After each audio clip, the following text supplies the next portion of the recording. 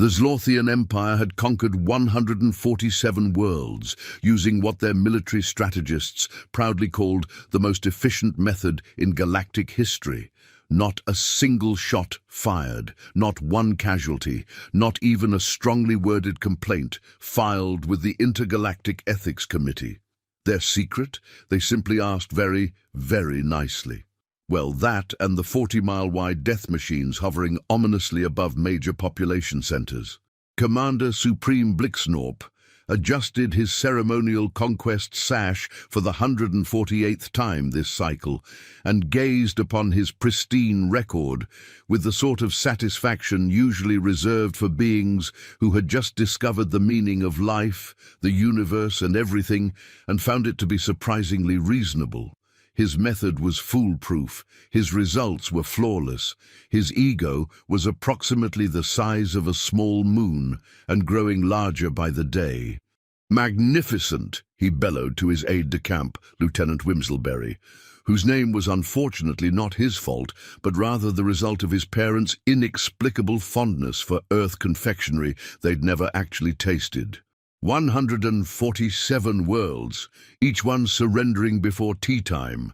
The efficiency reports practically write themselves. Wimselberry, who had learned long ago that contradicting his superior was roughly as healthy as juggling live antimatter while riding a bicycle through a supernova, nodded enthusiastically. "Indeed, sir, the Department of Conquest Optimization has already nominated you for the Golden Subjugation Award 3 consecutive times. They've even commissioned a statue of you crushing a small planet underfoot, sir. Very artistic." "As it should be," proclaimed Blixnorp, puffing out his chest with such vigor that 3 decorative medals popped off and went careening around the bridge like metallic pinballs. "I have perfected the art of warfare by eliminating the war entirely. Future military historians will weep at my genius." But there was a problem brewing in the depths of space, and like most problems in Douglas Adams' universe, it was both completely predictable and utterly absurd. The problem, in this case, was that the Zlothian Empire had become so good at conquering things that they had forgotten to check whether the things they were conquering actually wanted to be conquered or were just being polite. The Zlothian Conquest Manual, Volume 42, Subsection J, clearly stated that civilizations fell into one of 3 categories: those who surrender immediately, approximately 87% of known species; those who surrender after mild intimidation, roughly 11%, and those who are too primitive to understand they should surrender, but do so anyway. Once you explain it slowly, the remaining 2%, mostly consisting of civilizations that communicated primarily through interpretive dance or aggressive vegetable arrangement. The manual had been written by the brightest minds in the empire, peer-reviewed by committees of committees, translated into 47 different languages, including ancient bureaucratic and modern pedantic, and tested on precisely 0 species that had ever heard of the concept of bloody-minded stubbornness. Which brings us to Earth. The initial scans of the 3rd planet in the Sol system were, frankly, encouraging.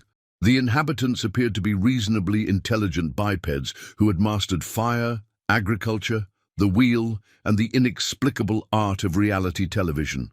They showed all the standard signs of a civilization ripe for polite conquest.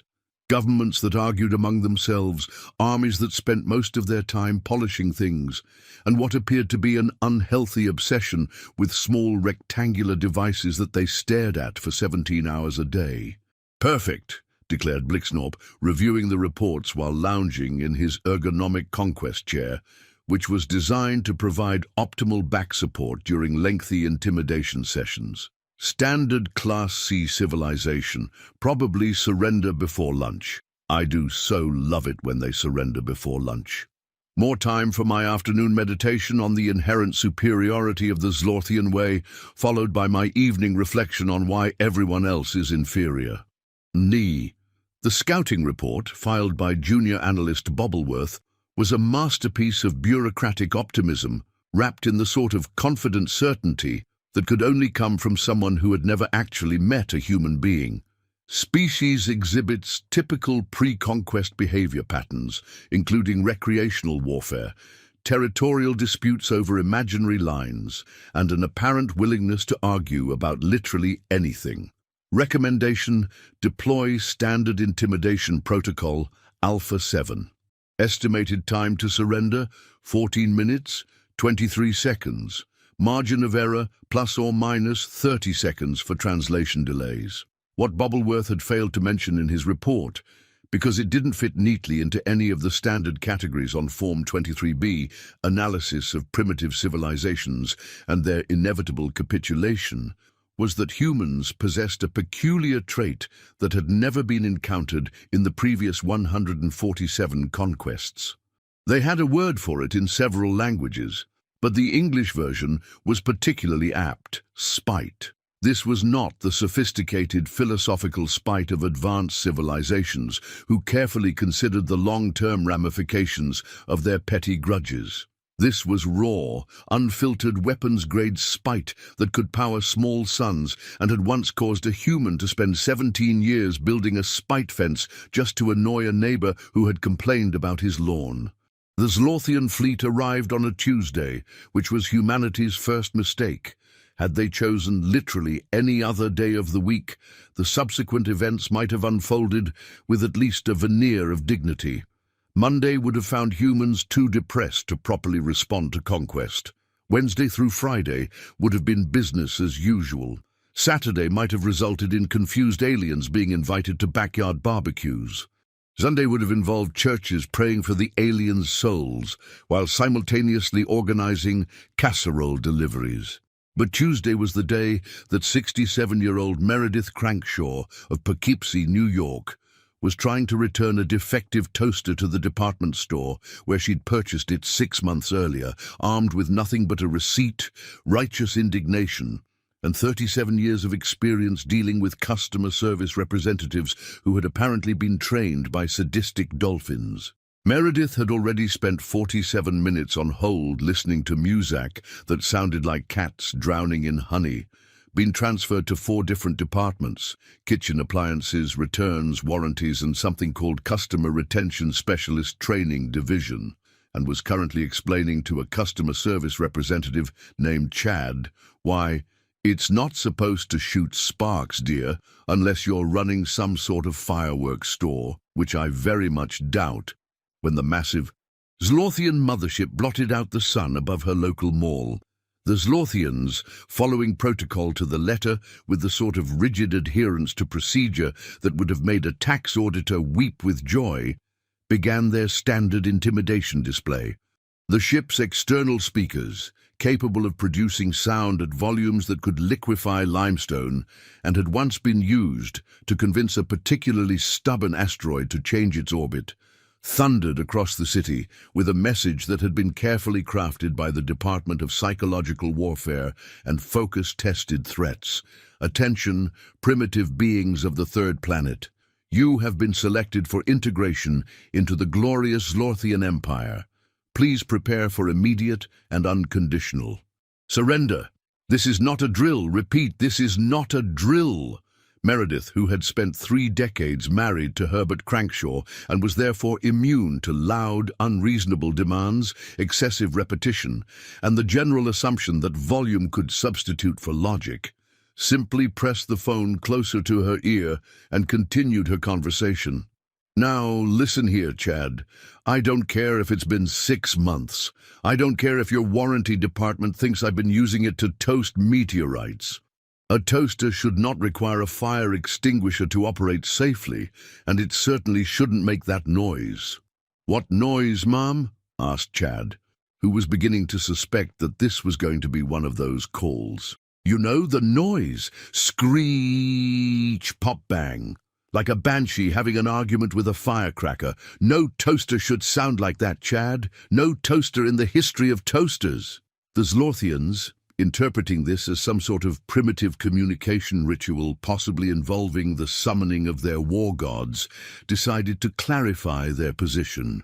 They activated their secondary intimidation protocol, causing the mothership to pulse with an ominous red light while emitting what their cultural anthropologists assured them was a deeply unsettling harmonic frequency that would tap into the primal fears of any rational being.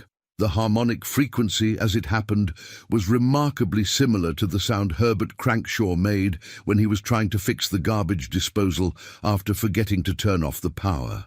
Meredith didn't even notice. "Surrender is inevitable," the speakers boomed, now augmented with subsonic bass notes that made windows rattle and small dogs hide under furniture. "Resistance is futile.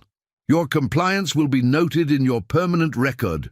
Meredith finally looked up from her phone call, squinted at the massive alien vessel hovering approximately 300 feet above the Spencer's Gifts, and made a sound that can only be described as the verbal equivalent of a paper shredder encountering a tax audit.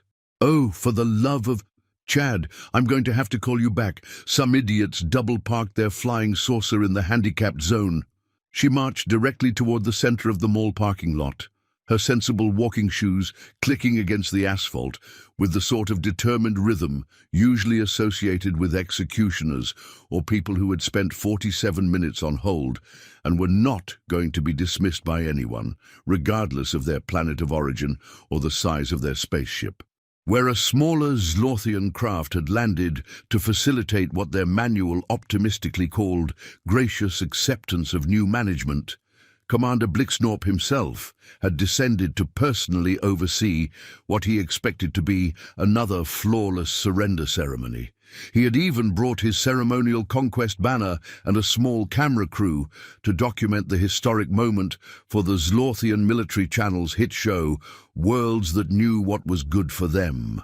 Standing 7 feet tall in his ceremonial armor, which had been polished to a mirror finish and was adorned with medals representing every successful conquest in Zlothian history, flanked by 2 honor guards who looked like they'd been carved from particularly intimidating rocks and backlit by the intimidating glow of his ship's engines, Blixnorp cut an impressive figure. His voice, amplified through his suit's speakers and processed through 17 different vocal enhancement filters, carried all the authority of someone who had never once been told no by anyone who wasn't immediately thereafter vaporized, relocated to a different galaxy, or enrolled in a comprehensive re-education program. "Primitive creature," he declared, his voice echoing across the parking lot with enough reverb to make a cathedral jealous. "I am Commander Supreme Blixnorp of the Zlothian Empire, conqueror of 147 worlds, master of the void, bringer of inevitable submission. You will bow before my obvious superiority and formally surrender your pathetic civilization."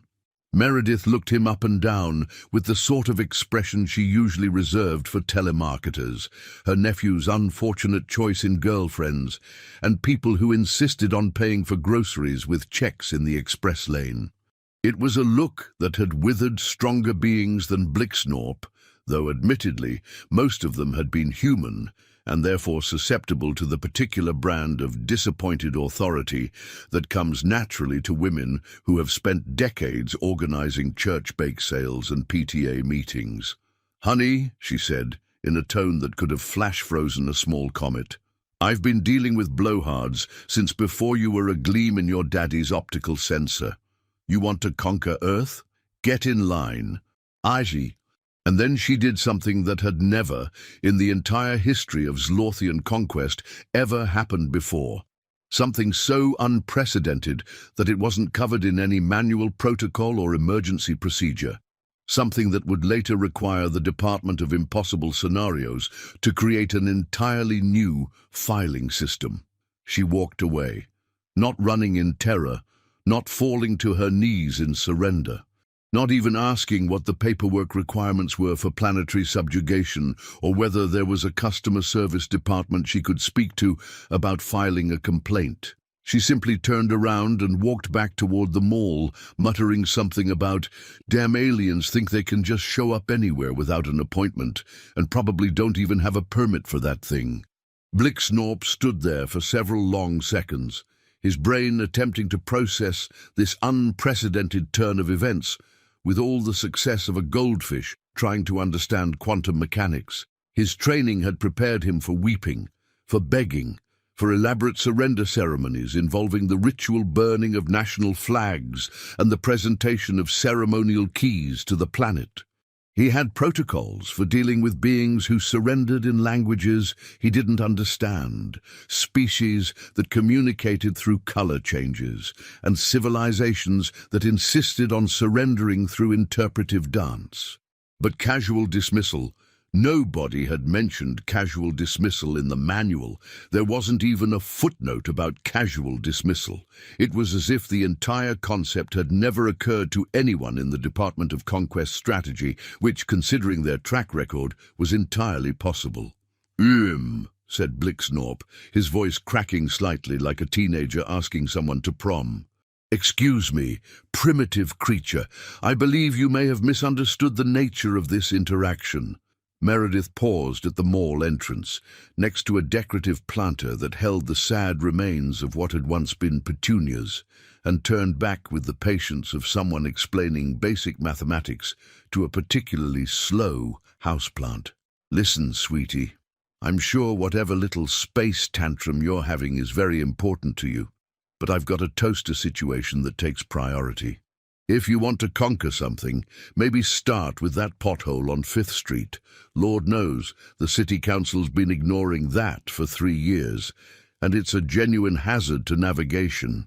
She disappeared into the mall, leaving behind 3 of the galaxy's most feared conquerors standing in a parking lot like extremely overdressed tourists who'd lost their guidebook and were beginning to suspect they'd gotten off at the wrong planet. The honor guards looked at their commander with expressions that suggested they were beginning to question their career choices. One of them, Senior Guard Bimplethorpe, whose job it was to look intimidating while carrying the ceremonial sword of inevitable submission, cleared his throat with the sort of delicate cough usually employed when one needed to point out that the Emperor was not only naked, but also standing in a rainstorm. "Sir," he ventured carefully, "should we—" "Follow her." "Follow her?" Blixnorp repeated, his voice climbing octaves. "Follow her where? Into the— He gestured helplessly at the mall entrance. "What is that place?" "According to our scanners, sir, it appears to be some sort of large enclosed marketplace. Preliminary analysis suggests it contains approximately 47 different retail establishments, 3 food courts, a movie theater, and something called a Spencer's Gifts that our computers refuse to catalogue for reasons of public decency." "She's shopping!" Blixnorp shrieked, his voice reaching frequencies that made nearby car alarms go off in sympathy. "We just offered to conquer her planet, and she's going shopping." The news of the encounter spread through Earth's communication networks with the sort of viral enthusiasm usually reserved for videos of cats doing improbable things, dogs who could apparently do calculus, and politicians saying something that wasn't immediately contradicted by footage from the previous week. Within 6 hours, every major news organization on the planet was running footage of a senior citizen telling the supreme commander of an alien armada to essentially buzz off and take a number. The hashtag Reach Meredith vs Aliens was trending worldwide within 3 hours, with over 14 million posts ranging from supportive messages, "You go, Meredith," to helpful suggestions, "Maybe they just need better customer service training," to entrepreneurial opportunities, "I'm starting a GoFundMe to buy Meredith a better toaster." The Zlothian High Command, monitoring these transmissions from their orbiting fleet through an array of communications equipment that could intercept carrier pigeon messages from 3 galaxies away, found themselves facing their first genuine crisis in over 2 centuries. Emergency meetings were called, committees were formed. The manual of conquest was consulted with increasing desperation. The Department of Impossible Scenarios was asked to work overtime, and their computers promptly suffered what could only be described as digital nervous breakdowns. "Sir," reported Lieutenant Wimselberry, his voice carrying the sort of barely controlled panic usually associated with discovering that one's parachute is actually a decorative napkin and the ground is approaching with unseemly haste. The human response to our initial contact attempt appears to be unconventional. Blixnorp was pacing the bridge of his flagship with the manic energy of someone who had just discovered that everything he thought he knew about the universe was not only wrong, but embarrassingly so. His pristine conquest record was developing what could charitably be called a blemish, and what could more accurately be called a crater the size of his ego. "Define unconventional, Lieutenant," he snarled, though the effect was somewhat diminished by the fact that his voice still cracked occasionally from shouting at a parking lot. "Well, sir, according to our monitoring stations, the humans are laughing at us." Laughing! Blixnorp's voice reached frequencies that made the bridge's crystal formations ring like wind chimes in a hurricane. "That's impossible. They should be cowering. They should be preparing surrender documents. They should be organizing parades in our honor. They should be building statues of me." "Yes, sir, that was our expectation as well. However, it appears that the human-designated Meredith Crankshaw has become what they call a meme. Our Cultural Analysis Division reports that her dismissal of your conquest announcement has been viewed approximately 47 million times and counting. The number is growing exponentially. A meme! What in the name of the 17 sacred conquest protocols is a meme? According to our research, sir, it's a unit of cultural transmission that spreads from person to person within a culture through repetition and imitation. In this case, the humans appear to be sharing and celebrating the concept of telling authority figures to, and I quote the translation computers here, "stuff it." Blixnorp's eye stalks drooped with the sort of dejection usually reserved for houseplants that had just been informed they were going to be replanted in the Sahara Desert during a drought. This was not going according to plan. This was not going according to any plan. This was not even going according to the emergency backup plans that were kept in a sealed vault marked "only open in case of impossible scenarios" and guarded by beings who had been specifically trained to recognize impossible scenarios and had never once had to open the vault. "What else are they saying about us?" he asked weakly. Wimslebury consulted his tablet with the expression of someone who would rather be reading his own obituary. "Well, sir, there's a popular video compilation called Top 10 Signs Your Alien Invasion Needs Better Planning. We're currently ranked at number 3, just behind the Martians who landed in Antarctica by accident and the Galactic Empire that forgot to account for daylight saving time. Number 3, there's also a growing petition to have you included in something called Cosmic Fails, sir. It currently has over 2 million signatures. The humans, meanwhile, were handling the arrival of their would-be conquerors with characteristic ingenuity and a level of bureaucratic sophistication that would have impressed the Swiss, terrified the Germans, and caused the French to spontaneously applaud. Earth's leaders had hastily assembled what they optimistically called a First Contact Response Committee, which consisted of representatives from the United Nations, several military advisors, 2 xenobiologists who had spent their careers studying things that didn't exist, and Dr. Cornelius Bumblebottom, the world's foremost expert on xenological protocols, who had earned his degree from a university that existed primarily in his imagination, but had accredited itself very thoroughly. Dr. Bumblebottom was the sort of person who could make a 3-hour presentation about the proper way to introduce yourself to a potentially hostile alien species, complete with PowerPoint slides, footnotes, and a bibliography that referenced books that wouldn't be written for another century. He wore bow ties that had achieved independent consciousness and harbored secret ambitions of academic advancement, and he carried a briefcase that contained emergency protocols for situations ranging from aliens who communicate through scent to extraterrestrial beings who consider mathematics offensive. "The situation is quite clear," announced Dr.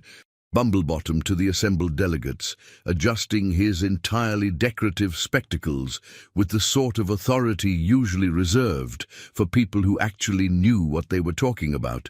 These Zlorthians appear to operate under the assumption that conquest is a matter of polite negotiation combined with overwhelming displays of technological superiority.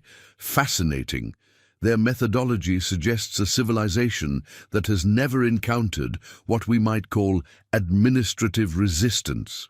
General Patricia Ironside, who had spent 30 years dealing with military bureaucracy and was therefore uniquely qualified to understand the psychology of beings who expected immediate compliance with unreasonable demands, nodded grimly. She had once spent 6 months trying to get approval for a new coffee machine in the officer's mess and had emerged from the experience with a deep understanding of how paperwork could be weaponized. "So what you're saying is, they've never tried to get a permit renewed at the DMV," she said. "Precisely," beamed Dr. Bumblebottom, his bow tie practically vibrating with excitement. "I propose we respond to their conquest attempt using humanity's most refined and devastating weapon, bureaucracy."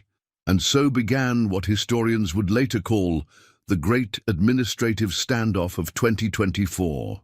The humans, rather than mounting a military resistance that would have played right into Zlorthian expectations, did something far more insidious. They began treating the alien invasion as a customer service issue. Within 24 hours of first contact, Earth had established the Department of Extraterrestrial Affairs, complete with office hours, Monday through Friday, 9 a.m. to 5 p.m., closed for lunch. A complaint filing system that required forms to be submitted in triplicate, and a waiting room with uncomfortable chairs, magazines from 2003, and a water cooler that had been broken since the Carter administration. Any alien wishing to conquer Earth would need to fill out Form 27B, Request for Planetary Subjugation, provide 3 references from previously conquered civilizations, submit to a background check that could take anywhere from 6 to 8 weeks, and wait for approval from a committee that met every other Thursday unless there was a holiday, in which case they rescheduled for the following month. The Zlorthians, who had expected either immediate surrender or glorious battle, found themselves instead facing the one enemy their military training had never prepared them for: middle management. "I don't understand," wailed Blixnorp to his communications officer during what had become a daily crisis meeting. "We've sent 17 different surrender demands, each one more intimidating than the last. We've increased the volume, we've added more reverb, we've even included dramatic lighting effects." "Yes, sir," replied communications specialist Twiddlebump, whose name was beginning to seem less unfortunate by comparison to recent events. "However, the humans keep responding with automated messages informing us that our requests have been forwarded to the appropriate department for review." "What department?" "The Department of Hostile Takeover Assessment, sir. Apparently all conquest attempts must be evaluated for compliance with local zoning laws, environmental impact requirements, and something called proper notification procedures." Blixnorp made a sound like a deflating balloon attempting to sing opera while being strangled by a piccolo. This was not how conquest was supposed to work. The manual clearly stated that civilizations either surrendered immediately or put up token resistance before surrendering slightly less immediately. There was nothing about zoning laws. There was nothing about departments. There was certainly nothing about forms. "Have they given us any indication of when this review process might be completed?" he asked, clinging to the hope that perhaps this was just some sort of elaborate pre-surrender. "Ritual? Well, sir, they did send us Form 15C, which is an estimated timeline request form. However, in order to process that form, we need to submit Form 23A, which is a request to request a timeline form. But that form requires 3 supporting documents, including a letter of intent, a statement of purpose, and something called a certificate of non-hostile intent, which needs to be notarized." "Notarized?" "Yes, sir. by a licensed interplanetary notary public. Apparently, Earth has very strict requirements about document authentication. The situation deteriorated further when Earth's media began treating the Zlorthian fleet not as an existential threat, but as an inconvenience roughly equivalent to construction work during rush hour. News anchors reported on the alien invasion with the same tone they used for traffic updates, occasionally mentioning that the massive ships hovering over major cities were causing some delays for air travelers and might want to consider relocating to less congested airspace. Dr. Miranda Clockwork, Earth's most respected astrophysicist, and the only person who seemed genuinely interested in actually communicating with the aliens rather than frustrating them into submission, attempted to establish meaningful dialogue through scientific channels.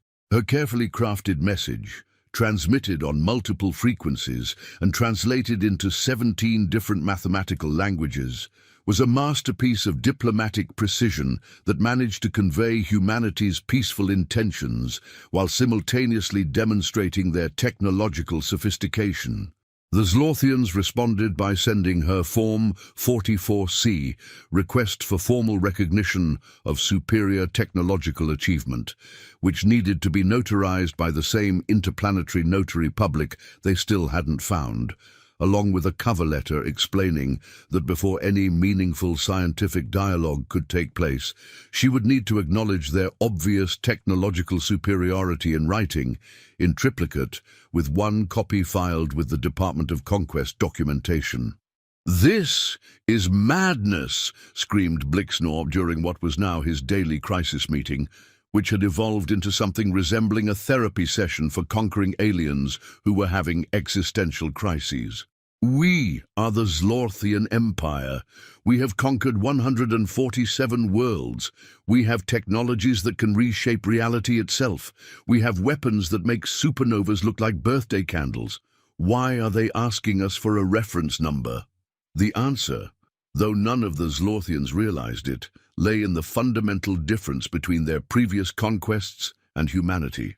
The previous 147 civilizations had been what galactic anthropologists classified as reasonable.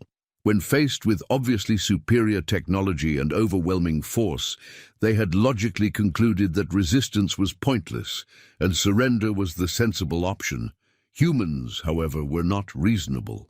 Humans were the sort of species that would argue with a hurricane, negotiate with gravity, file a complaint against entropy for being too depressing, and once spent 30 years fighting a war because someone had insulted someone else's bucket. When faced with the impossible, humans didn't surrender. They didn't even acknowledge it was impossible.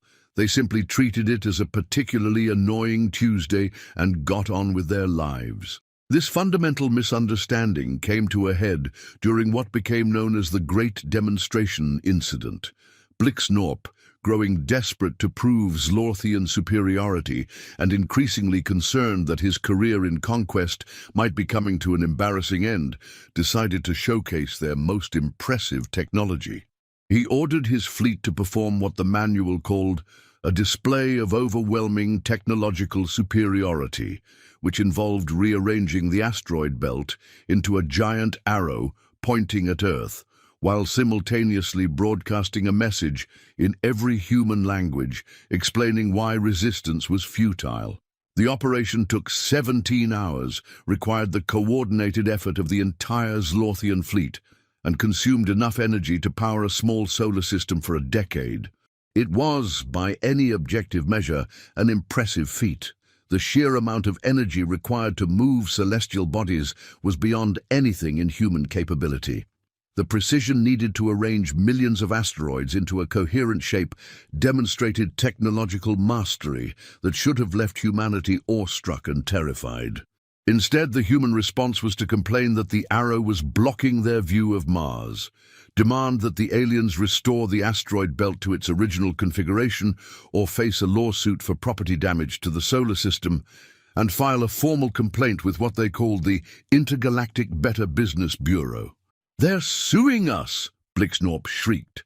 waving a legal document that had somehow been delivered to his flagship by a process server who claimed to specialize in interplanetary litigation and had arrived in what appeared to be a modified pizza delivery vehicle. How is this possible? We demonstrated our godlike power. We showed them the futility of resistance. Sir, ventured Lieutenant Wimslebury, who had been studying human culture with the desperate intensity of someone trying to solve a puzzle made entirely of contradiction, I believe the humans may have a different interpretation of our demonstration. What interpretation? We moved asteroids. We reshaped the cosmos. Yes, sir, they're calling it vandalism. The lawsuit, filed by the law firm of Grimson and Associates, specializing in interplanetary tort law, cosmic property disputes, and asteroid-related personal injury claims, claimed damages for unauthorized modification of solar system architecture and demanded not only restoration of the asteroid belt, but also compensation for emotional distress caused by disruption of established astronomical patterns, loss of scenic view, and general inconvenience to navigation systems. Throughout the solar system, the total claim was for $17 trillion, plus court costs, attorney fees, and what appeared to be a demand for the Zlorthians to attend mandatory anger management classes. Blixnorp spent 3 full hours reading the legal documents, during which time his brain attempted to process concepts that simply didn't exist in Zlorthian culture.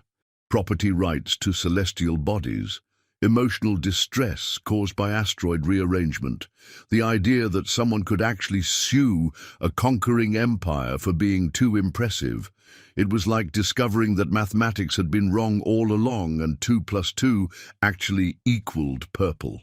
"This is impossible," he whispered, his voice barely audible above the hum of the ship's engines and the sound of his worldview collapsing. "In 200 years of conquest, nothing like this has ever happened. Civilizations surrender. They don't send lawyers." But even worse was yet to come. The humans, having established that the Zlorthians were susceptible to legal pressure, began treating the entire invasion as a corporate merger gone wrong. Earth's governments formed something called the Planetary Defense Legal Team, which consisted entirely of lawyers who specialized in hostile takeovers, and began burying the Zlorthian fleet under an avalanche of injunctions, cease and desist orders, and requests for environmental impact studies.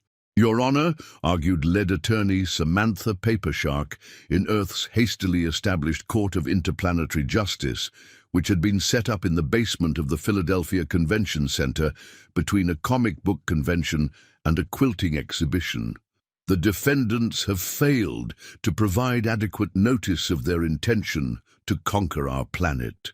Under Section 47 of the Intergalactic Convention on Civilized Behavior, any entity wishing to assume control of a populated world must first undergo a 6-month review process, including public hearings and citizen feedback sessions." The Zlorthian legal representative, Junior Administrative Assistant Bumblethorne, who had been hastily promoted to Chief Diplomatic Officer, despite having no training in law, diplomacy, or dealing with creatures who considered paperwork a form of warfare, could only stammer while consulting a briefcase full of forms that seemed to multiply every time he looked at them. But we have big ships, very big ships, with impressive lights and intimidating sounds. Size of ships is irrelevant under subsection 12C, responded Ms. Papershark, with the sort of smile usually reserved for sharks who had just spotted a wounded seal floating in a kiddie pool. What matters is proper procedural compliance. Has your client filed the appropriate environmental impact statements regarding the placement of their vessels in Earth's atmosphere? Environmental impact statements? Bumblethorne repeated, his voice rising to frequencies that made nearby court stenographers wince. "Certainly, those ships of yours are emitting exotic particles that could potentially affect our ozone layer. We'll need a full scientific analysis, peer-reviewed and published, in at least 3 accredited journals. before we can consider allowing you to continue hovering there. Also, do you have parking permits for those vessels? Parking permits? This is a no-hover zone during business hours.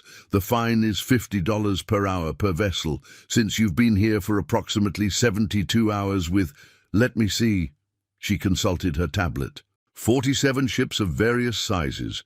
That comes to approximately $169,200 in parking violations. Bumblethorne looked around the courtroom with the expression of someone who had just discovered that the universe operated according to rules that made quantum mechanics look straightforward. But we're conquering you. Conquest doesn't require environmental impact statements or parking permits. I'm afraid it does on Earth, replied Judge Harriet Hammergavel, banging her gavel with the sort of authority that had cowed corporate executives, tax evaders, and at least one minor deity who had tried to claim diplomatic immunity. Motion granted. The defendants have 72 hours to produce the required documentation or remove their vessels from Earth's airspace. Court is adjourned until Tuesday. Bailiff, please serve the defendants with their citation for improper parking. Back on the flagship, Blixnorp was having what could charitably be called a complete mental breakdown, and what could more accurately be described as the sort of psychological collapse usually reserved for beings who had just discovered that their life's work was not only meaningless, but actively ridiculous. His conquest manual, his precious guide to galactic domination, had become about as useful as a chocolate teapot in a supernova. Every strategy, every protocol, every carefully planned intimidation technique had been met not with fear or surrender, but with forms. The humans had somehow managed to turn paperwork into a weapon of mass frustration, and they were wielding it with the sort of precision that suggested they had been preparing for this moment their entire civilization.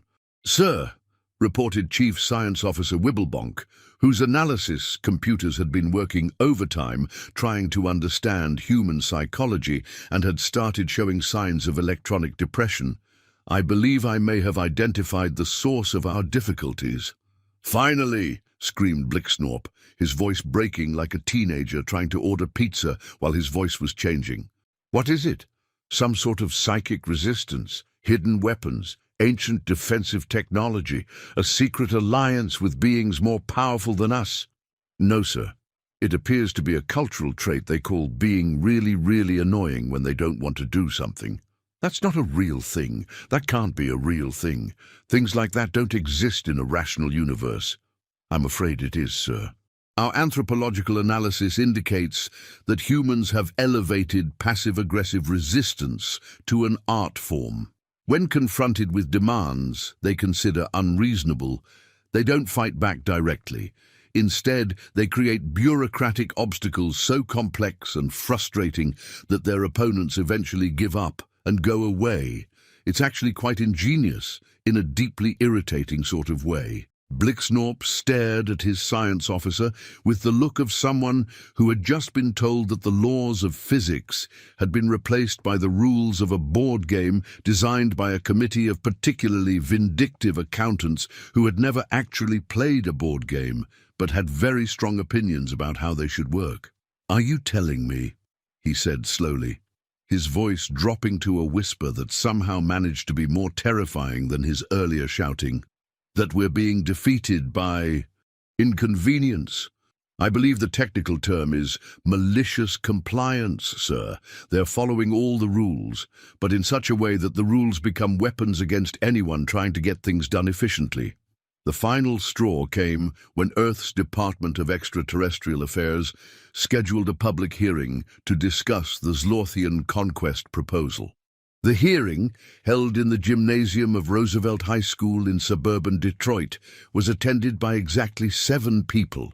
3 members of the school board who had nothing better to do on a Thursday evening, 2 reporters from the local newspaper who were hoping this might be more interesting than covering the annual debate over whether the crosswalk light timing was adequate, 1 extremely confused alien diplomatic attaché, and Mrs. Dorothy Kettlebottom, who attended every public meeting, regardless of topic, because she enjoyed the free coffee and donuts and had strong opinions about municipal governance. The hearing proceeded according to standard municipal protocol, which meant it began 37 minutes late, because the janitor couldn't find the key to the storage closet where they kept the folding chairs, spent an hour discussing procedural matters that had nothing to do with alien conquest, and featured a lengthy presentation by the Parks and Recreation Committee about their new butterfly garden project. When diplomatic attaché Quizzlebuzz finally got his turn to speak, he delivered what he considered a stirring speech about the inevitable triumph of Zlothian civilization and the benefits that would accrue to humanity once they accepted their new role as subjects of the Empire. He had rehearsed this speech for weeks, incorporating dramatic pauses, emphatic gestures, and what he believed were culturally appropriate references to human values like efficiency and order. The response was less than overwhelming. "That's very nice, dear," said Mrs. Kettlebottom, who had spent the entire presentation knitting what appeared to be a sweater for someone with an unusual number of arms. "But what's your position on the proposed bike path extension? That's the real issue facing this community." "Bike path extension?" Quizzlebuzz repeated, his translator struggling with the concept. "Down Maple Street," she continued, not looking up from her knitting. "They want to extend it all the way to the community center, but that means tearing up Mrs. Henderson's rose garden, and she's been fighting it for 3 years. Now that's a real conflict. Are you aliens planning to do anything about that?" The transcript of that hearing, later distributed throughout the Zlothian fleet, became required reading in what military historians would call the fastest civilizational nervous breakdown in recorded galactic history. The idea that beings could listen to a proposal for planetary conquest and respond by asking about bike paths shattered every assumption the Zlothians had about how intelligent life was supposed to behave. Commander Supreme Blixnorp, reading the transcript in his private quarters while consuming what appeared to be the alien equivalent of antacids, made a sound like a deflating bagpipe and seriously considered updating his resume. Perhaps it was time for a career change. Galaxy conquering was clearly not the growth industry it once was, but the worst revelation was yet to come. Dr. Cornelius Bumblebottom, despite his questionable credentials and his tendency to use words that didn't exist in any known language, had been conducting his own investigation into Zlothian conquest methods. Using a combination of intercepted communications, sociological analysis, and what he called educated guessing, he had reached a conclusion that would change everything. "Ladies and gentlemen," he announced to Earth's hastily assembled crisis committee, adjusting his bow tie with the sort of dramatic flair usually reserved for people revealing the identity of murderers in drawing-room mysteries. "I believe I understand how the Zlothians conquered 147 worlds without firing a shot." "Please tell me it's not more paperwork," groaned General Ironside, who had been dealing with government bureaucracy for so long that she had developed an involuntary twitch whenever anyone mentioned forms. "Quite the contrary. The brilliance of their method lies in its simplicity. They didn't conquer those worlds at all. They simply convinced them they had been conquered." The room fell silent, except for the hum of the air conditioning, someone's stomach rumbling, and what sounded like Dr. Bumblebottom's bow tie adjusting itself. "Explain," demanded Secretary of State Jennifer Briefcase, who had been taking notes on everything and was beginning to suspect that this was either the most important moment in human history or the most elaborate practical joke ever conceived. "Think about it," continued Dr. Bumblebottom, warming to his theme with the enthusiasm of someone who had finally found an audience for his theories about interplanetary psychology. "A massive fleet appears over your planet. They announce they're here to conquer you. They demonstrate overwhelming technological superiority. Most civilizations would logically conclude that resistance is futile and surrender immediately. But here's the crucial point. The Zlothians never actually do anything threatening. They just look threatening and wait for everyone to surrender. "You're saying they're cosmic bluffers?" asked Dr. Miranda Clockwork, who had been listening with the sort of fascination usually reserved for people discovering that their pet goldfish had been secretly running a stock trading operation. "Precisely. Their entire empire is built on intimidation and the assumption that reasonable beings will accept the inevitable rather than fight a hopeless battle. It's actually quite brilliant if you think about it. Why destroy planets when you can simply convince them to surrender voluntarily? Much more cost-effective, and you don't have to deal with rebuilding afterward." General Ironside leaned back in her chair with the expression of someone who had just discovered that the monster under her bed was actually a very polite insurance salesman who just wanted to discuss life coverage options. "So what happens when they encounter beings who aren't reasonable?" "Well," said Dr. Bumblebottom, glancing toward the window where the Zlothian mothership hung in the sky like a very large, very confused Christmas ornament that had gotten lost on its way to the tree, "I believe we're about to find out." The revelation spread through Earth's command structure like wildfire through a library filled with particularly flammable books. The aliens weren't unstoppable conquerors.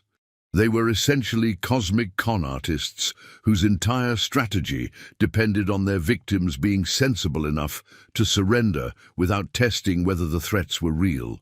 Humans, as had been established beyond doubt, were not sensible. The psychological impact on the Zlothian fleet was devastating. Once word leaked that their conquest method had been exposed, centuries of military doctrine collapsed like a house of cards in a hurricane being operated by someone who had never seen cards before and wasn't entirely sure what a house was supposed to look like. Across the fleet, Zlothian officers found themselves questioning everything they thought they knew about conquest, intimidation, and the fundamental nature of civilized behavior. Some requested transfers to the accounting division.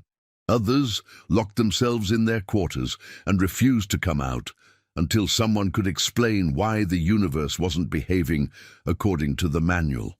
A few began writing poetry, which was generally considered a sign of severe psychological distress in Zlothian culture.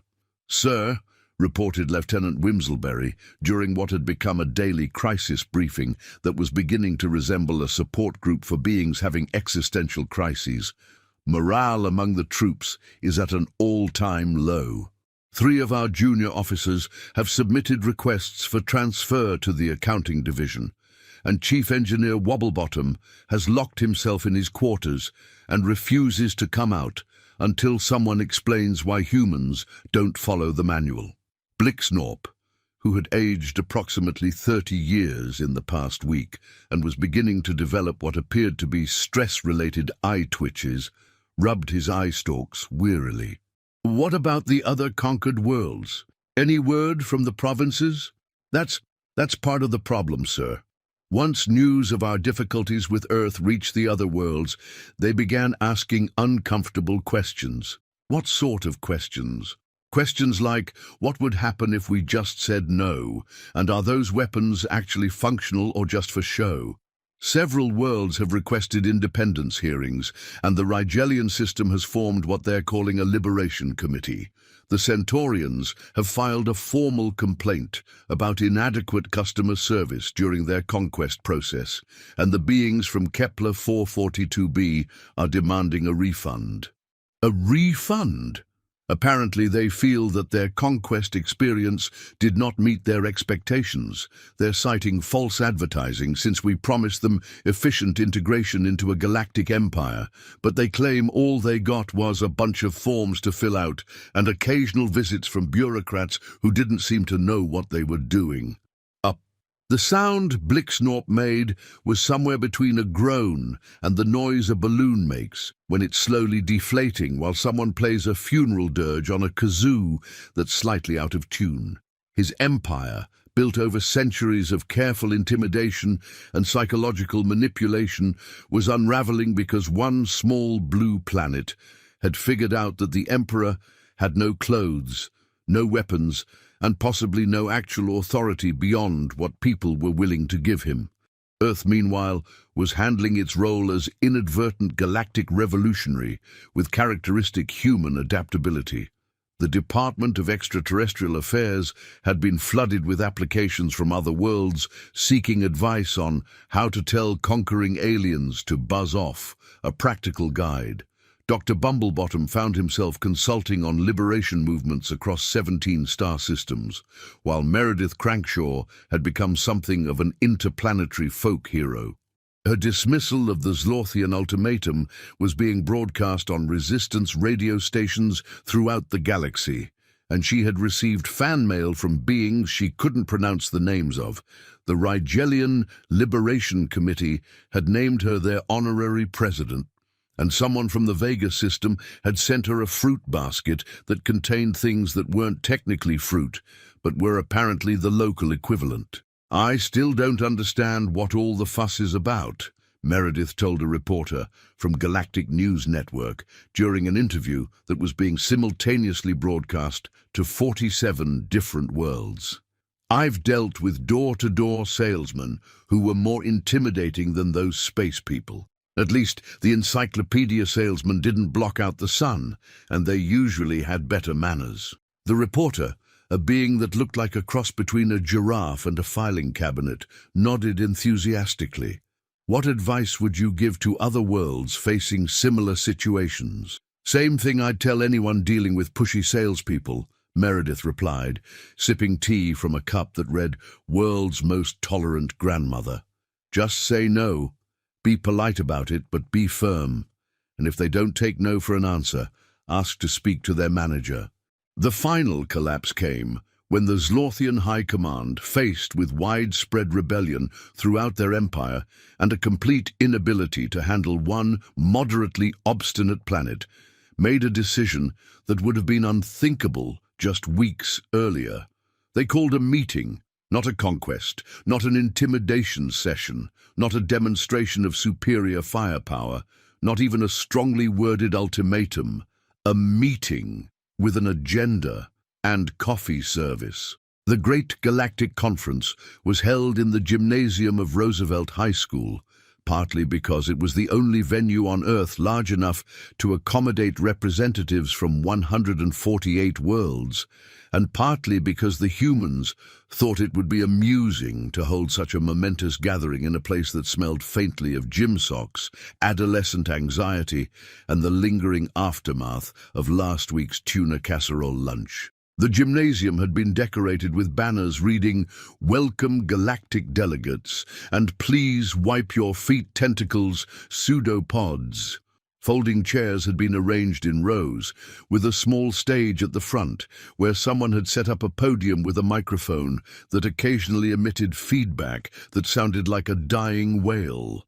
Commander Supreme Blixnorp, who had traded his ceremonial conquest armor for what appeared to be a very uncomfortable business suit purchased from the big and tall section of a store that clearly didn't cater to beings with eye stalks, stood before the assembled delegates with the demeanor of someone who had just realized that his life's work had been based on a fundamental misunderstanding of how the universe actually operated. "Fellow beings," he began, his voice carrying none of its former authority and most of the tremulous uncertainty of someone giving their first public speech while experiencing a severe allergic reaction to the concept of admitting they were wrong.